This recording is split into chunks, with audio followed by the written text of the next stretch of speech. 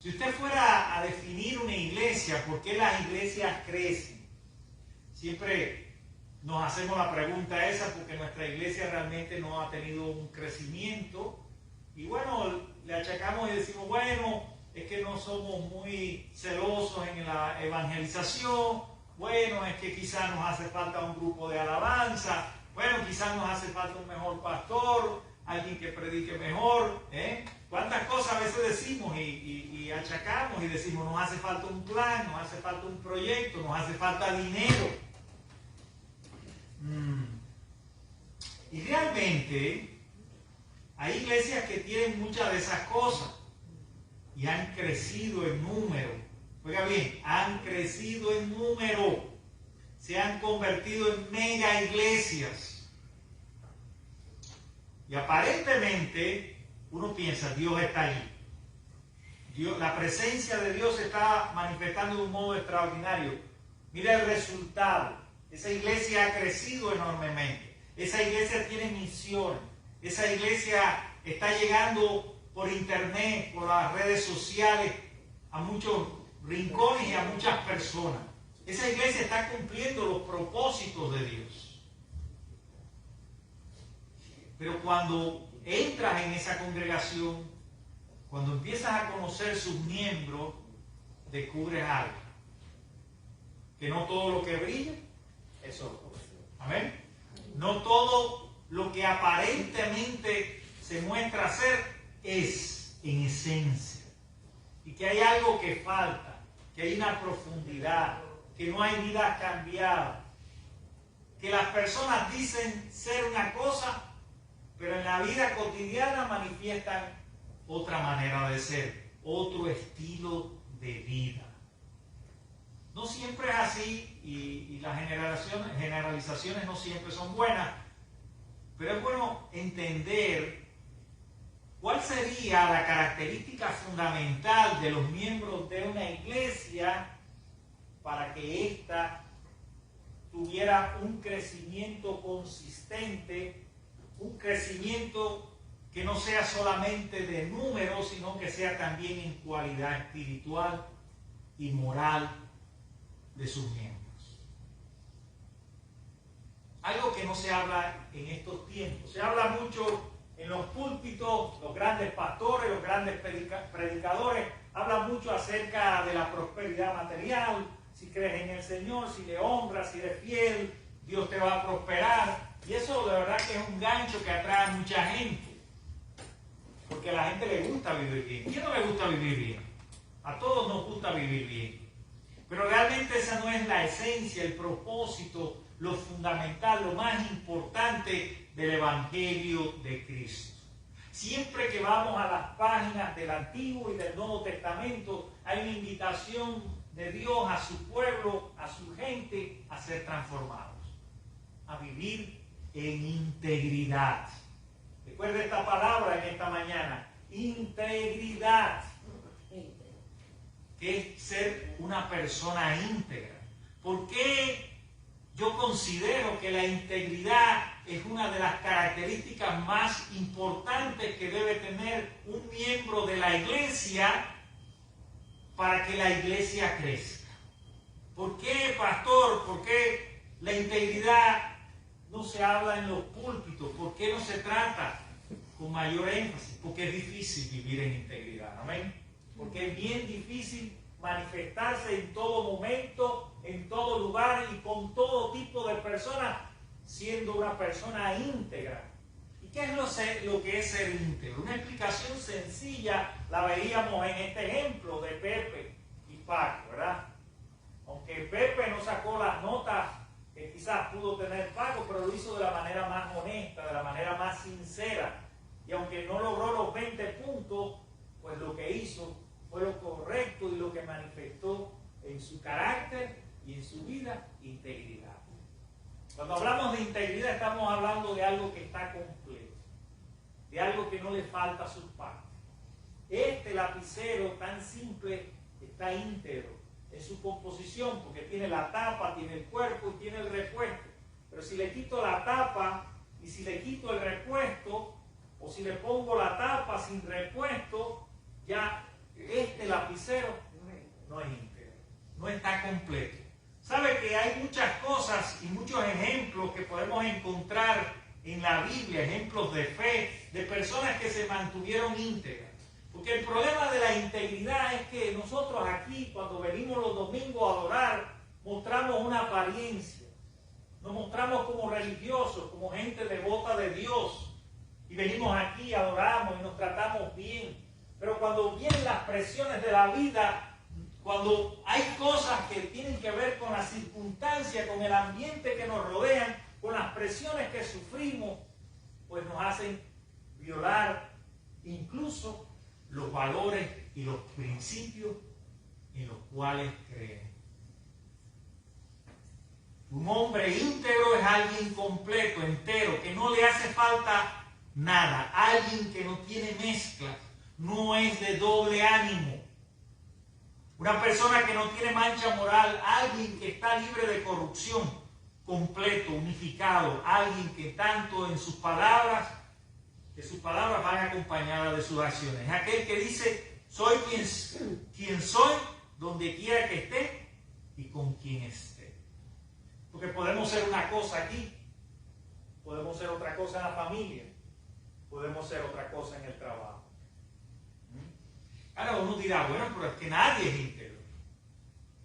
El ejemplo de integridad suprema, por supuesto, que es Jesús, es Jesucristo. Es ese ejemplo de amor, de vida entregada a una obra, a la misión que el Padre le encomienda. Es Jesús nuestro modelo. Y Jesús nos invita a ser mansos y humildes de corazón. Algo que para nosotros los seres humanos a veces es tan difícil de comprender y de vivir. Porque el principio para la transformación es la humildad, de reconocerte que eres pecador y que sin la gracia divina, sin el poder de Dios en tu vida, esa vida tuya no va a poder ser transformada. Amén. Entonces necesitamos estar con Dios, necesitamos pasar tiempo con Dios, necesitamos orarle a Dios, necesitamos estudiar su palabra, profundizar en sus enseñanzas, para que esa vida de Dios, esa vida de poder de Dios en ti se manifieste ahora. Amén. Lo que leemos no es solo información, no es algo para conocer la historia de Israel, las hazañas y las proezas que Dios hizo con Israel, y todo el testimonio tan bueno y efectivo que tuvieron aquellos primeros cristianos para evangelizar Europa y Asia. Eso es muy bueno, saber todos esos detalles y esas pinceladas históricas. Pero lo importante cuando nos acercamos a la palabra de Dios es que esa palabra de Dios nos cambie, nos transforme, que se convierta en un manantial de vida que honre a Dios. Amén. Por eso hay una enseñanza muy, muy linda que encontramos en el Evangelio según San Mateo capítulo 5 y dice, vosotros sois la sal de la tierra. Y en aquel tiempo la sal era muy importante, no había refrigeración, no había manera de preservar los alimentos. Por eso Jesús los está llamando a aquellos que le están siguiendo y que van a tener que enfrentar muchos desafíos y muchas presiones en la vida para dar testimonio de Él, de la vida de Jesús y del poder de la resurrección. Le está enseñando y le está diciendo, mira, para enfrentar todo eso, para llevar adelante esta gran empresa universal mundial, ustedes necesitan, en primer lugar, ser la sal de la tierra. Y no es tan fácil. Por eso Jesús le dice, pero si la sal se desvaneciere, ¿con qué será salada? Si ustedes, que son los que tienen que darle sentido a la existencia del ser humano, no le dan sabor a la vida de aquellos que están a su alrededor, si ustedes no mantienen su vida en integridad, entonces, ¿qué va a pasar con este mundo? ¿A dónde iremos a parar? Se trata de preservar la pureza, la esencia, la verdad del Evangelio de Cristo, tal como nos lo enseña aquí, viviendo en la integridad de lo que decimos creer, de lo que profesamos y que muchas veces no vivimos. Entonces ese es el desafío en esta mañana. Ser sal, darle gusto a la vida de las personas que andan por la vida sin esperanza y sin paz en sus corazones. Pero no solo los invita a ser sal, sino también los invita a ser luz. Y les dice así: vosotros sois la luz del mundo. Una ciudad asentada sobre un monte no se puede esconder, ni se enciende una luz y se pone debajo de un almud, sino que sobre el candelero, y alumbra a todos los que están en casa. Así alumbre vuestra luz delante de los hombres, para que vean vuestras buenas obras y glorifiquen a vuestro Padre que está en los cielos. Amén. O sea, cuando hablamos de luz, estamos hablando de una influencia. O sea, cuando conocemos a Cristo, Él llega a nuestra vida y nos llena de su presencia y de su amor, de tal manera que esa luz de Cristo brilla en nosotros a través de nuestras palabras, nuestras actitudes, nuestras acciones, y producen una influencia positiva en la vida de otros, de manera que esas personas se preguntan: bueno, ¿por qué Él es diferente? ¿Por qué hay algo en Él que me conduce, que me atrae, que influye? Y para uno poder influir en otra persona, uno tiene que ganarse la confianza de esa persona. Y la confianza no es algo que se gana de gratis. La confianza es algo que se establece por medio de las relaciones que entretejemos en la vida. Si usted no es capaz de relacionarse correctamente con los hermanos, usted no va a generar una confianza en ellos. Si usted le promete orar, si usted le promete irlos a visitar al hospital y usted incumple con eso, hay una falta de confianza de ese hermano que se relaciona con usted. Mira, a veces nosotros actuamos por impulso, por las emociones. Venimos a un culto, nos sentimos felices, nos sentimos inspirados, animados. Y decimos: pastor, aquí estoy con usted, lo voy a ayudar, voy a apoyarlo en todo lo que usted, en todos los propósitos de la iglesia, voy a servirle. Pero pasado el tiempo, cuando vienen las ocupaciones diarias de la vida, olvidamos esas promesas. Y ese es uno de los primeros obstáculos que nosotros tenemos a veces para vivir en integridad. Decimos cosas que no cumplimos, prometemos, pero no cumplimos lo que vamos a hacer.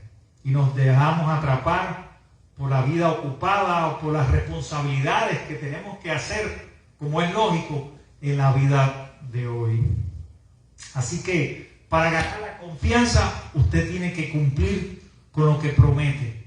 Usted tiene que ser fiel a la palabra que dio a conocer, a las cosas que dijo que iba a hacer y que no cumplió. Por eso Dios nos ha dado esos recursos espirituales tan importantes como la oración, como el hecho de congregarnos. El hecho de congregarnos.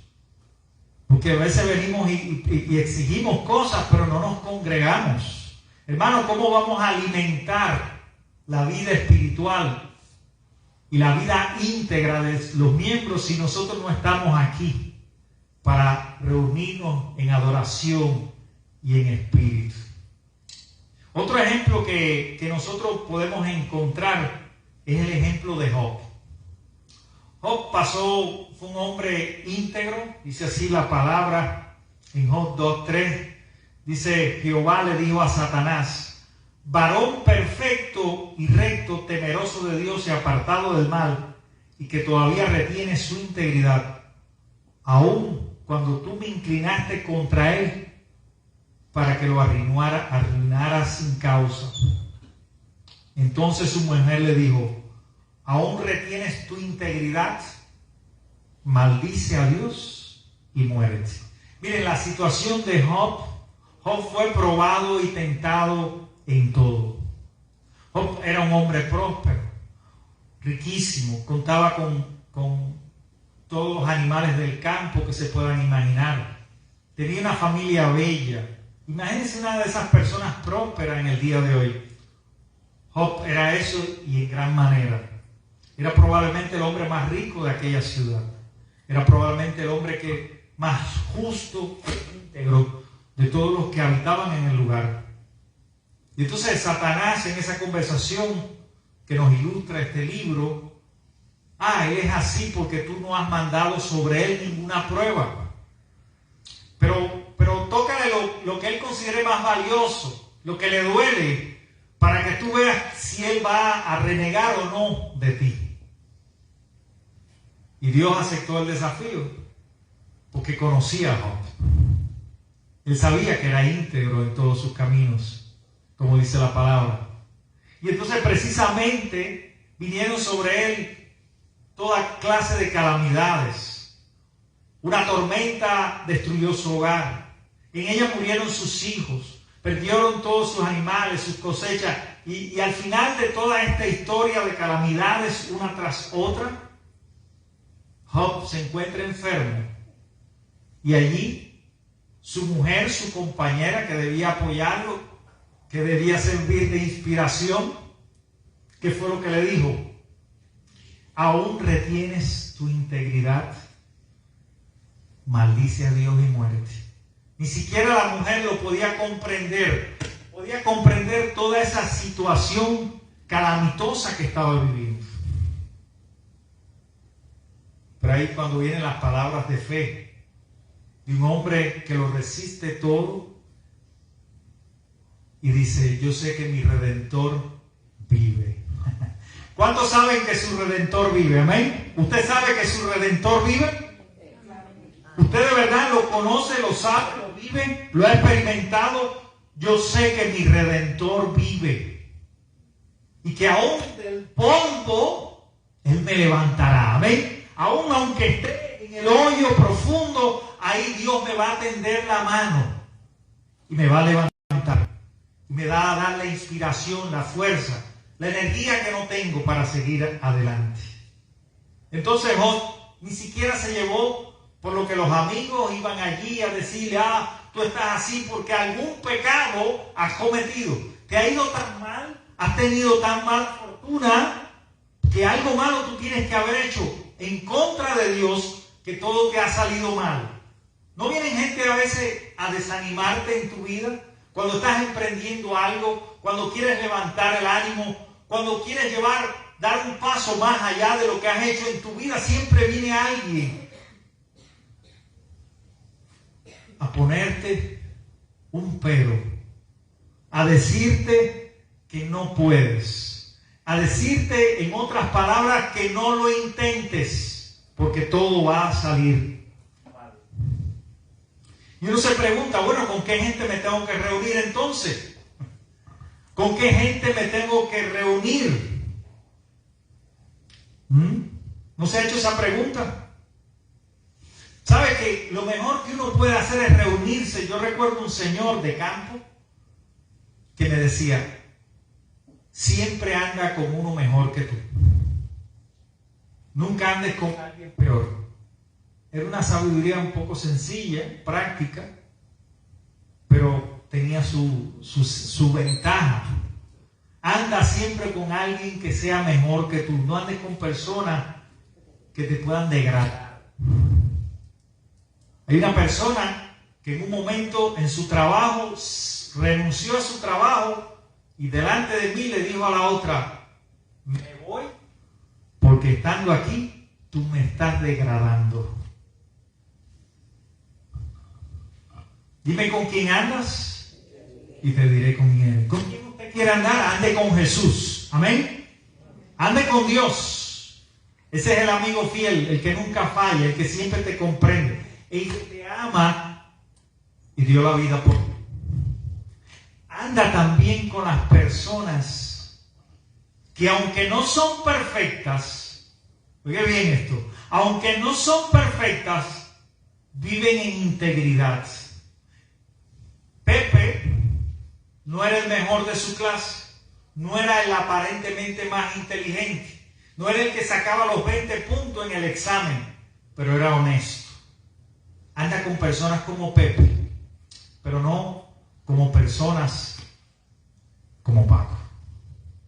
Anda con personas que aunque reconocen su debilidad, que aunque reconocen su fracaso, que aunque se reconocen pecadores, por lo menos tienen el valor de decir la verdad de lo que son delante de Dios y delante de ti. Amén.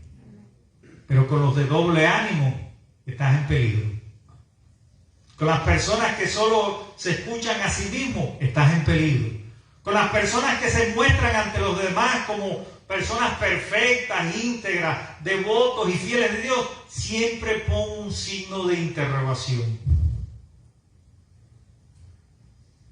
Y al final, dejemos que sea Dios el que juzgue. Amén.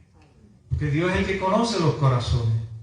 Tampoco vamos a estar ahora juzgando a nadie, porque nos parece que vive en hipocresía, porque se muestra hipócrita delante de las personas, porque un día me trata bien y a espaldas mías habla mal. Tampoco nos toca a nosotros eso, juzgar a ese tipo de personas.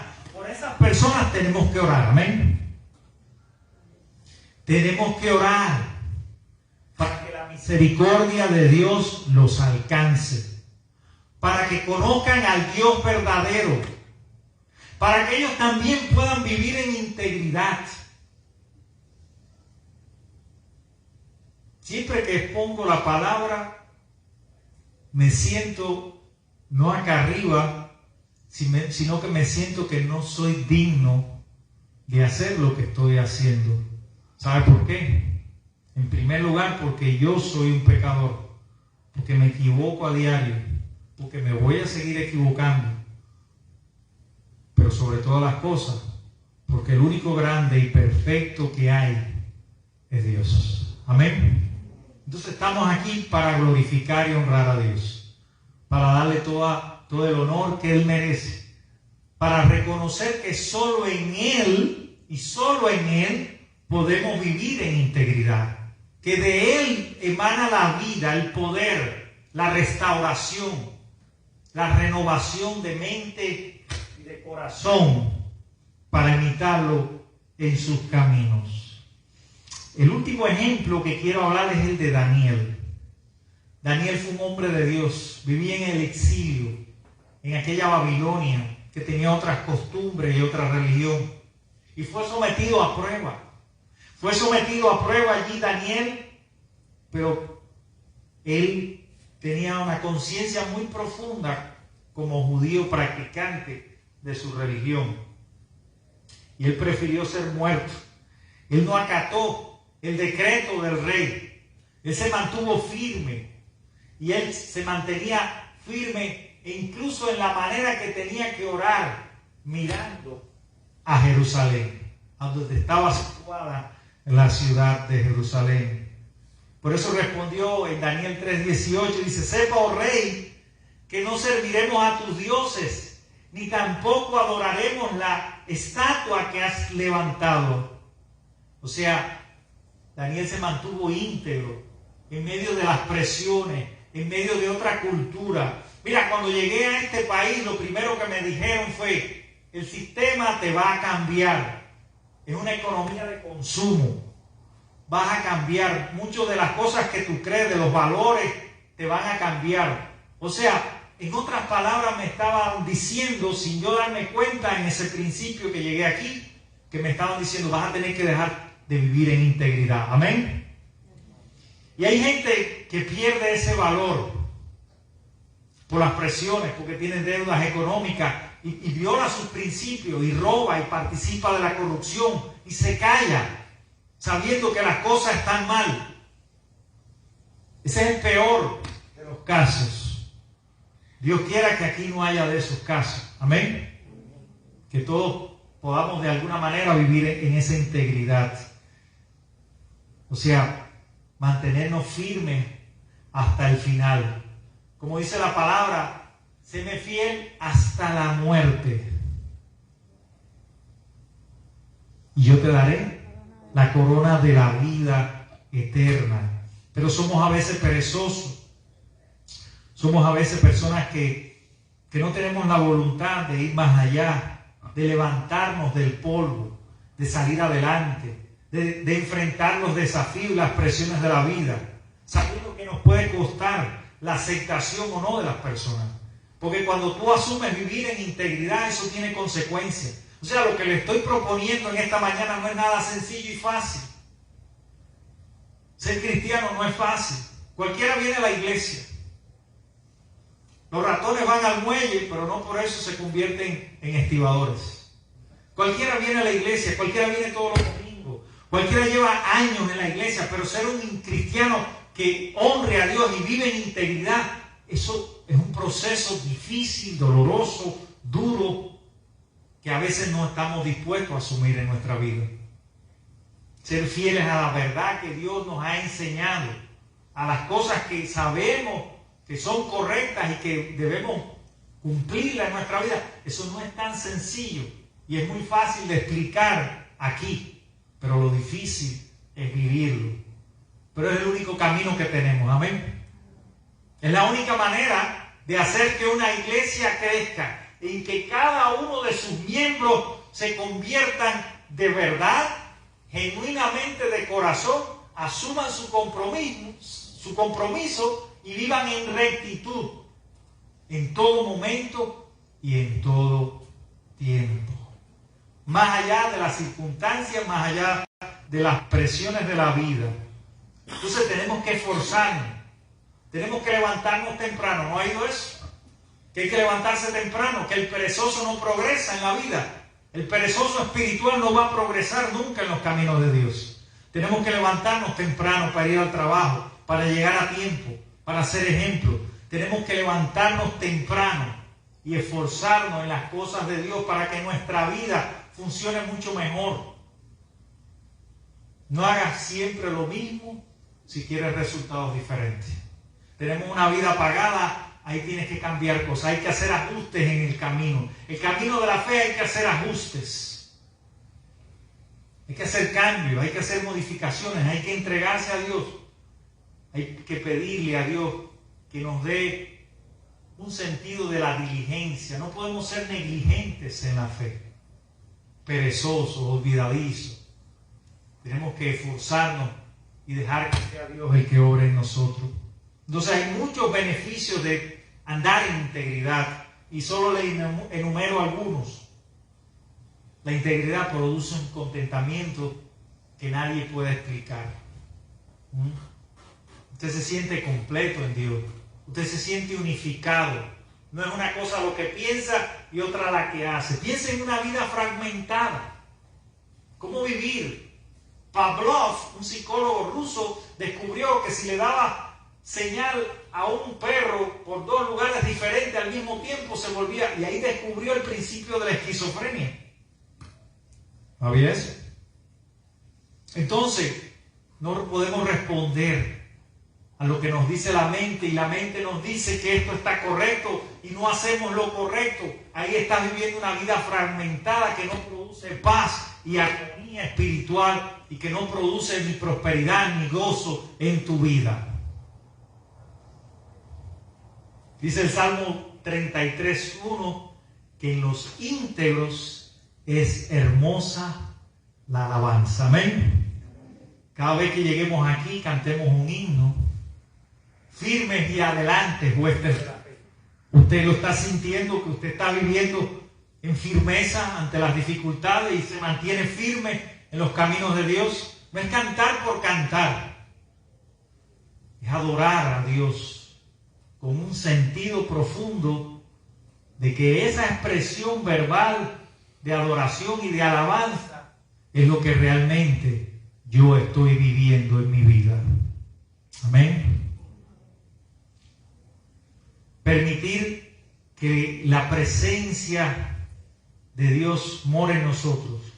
Por eso en el Salmo 15:1-2 dice: Jehová, ¿quién morará en tu tabernáculo? El que anda en integridad y hace justicia. Proverbios 10:29 dice, y eso es otro de los beneficios de vivir en integridad: el camino de Jehová es fortaleza al perfecto, pero destrucción a los que hacen maldad. Proverbios 11:3 dice, la integridad de los rectos los encaminará. sea, que produce una guía, una dirección en tu vida.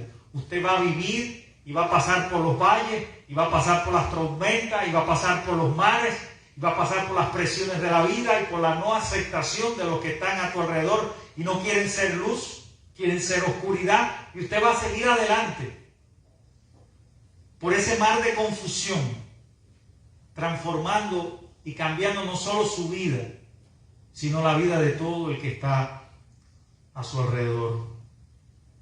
Pero además de todo eso, ¿sabe otro de los grandes beneficios? ¿Sabe uno de los grandes beneficios? Hablamos siempre del legado a nuestros hijos. ¿Qué le voy a dejar a mis hijos? Y pensamos en fortuna, en casa. Todos pensamos en eso, es natural que lo pensemos. Pero lo mejor que le podemos legar a nuestra descendencia es una vida íntegra, una vida comprometida a Dios. Porque cuando no lo hacemos pasa como pasó con David, que sus hijos se rebelaron por el pecado de su padre. Eso pasa. Entonces, miren qué importante es vivir en integridad. Por eso dice aquí Proverbios 27, camina en su integridad el justo. Sus hijos son dichosos después de él. Usted quiere que sus hijos sean bienaventurados, sean felices, sean prósperos y lleven una vida recta delante de Dios. Viva en este tiempo presente en integridad. Y ese va a ser el mejor legado, el mejor ejemplo que usted le va a dar. Así que este es el tiempo de mostrar al mundo una iglesia diferente. No quizás una iglesia pomposa, llena de dinero, no es una iglesia con grandes músicos profesionales. Pudiéramos tener eso y nada de eso está mal, pero si no hay una esencia de una vida íntegra, de una vida transformada por el poder de Dios, todo eso es pura cáscara, todo eso es algo externo, algo que con el paso del tiempo se va a caer por su propio peso. Así que pongamos la mirada en Dios, imitémoslo a Él en todos sus caminos y vivamos conforme a su integridad y a su verdad en este tiempo. Que Dios los bendiga. Amén y amén.